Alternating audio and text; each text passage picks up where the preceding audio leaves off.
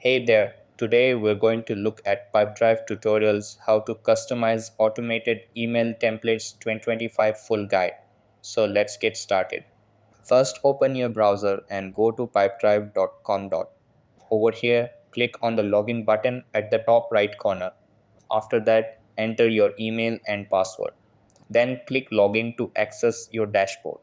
Now head over to the pipeline section and click on deals. After that, locate the sales inbox and click on it. Then click on the new email button. Over here, you will be in the email composition window. Then create a new email or modify an existing one. After that, click on recipients and enter the email addresses. Then personalize your template using merge fields if needed. After filling all fields, click on Save Draft as a template. Then assign a name to your template. Over here, decide the privacy setting by clicking the private button if needed. Finally, hit the Save button. And that wraps it up. Appreciate you watching. See you in the next.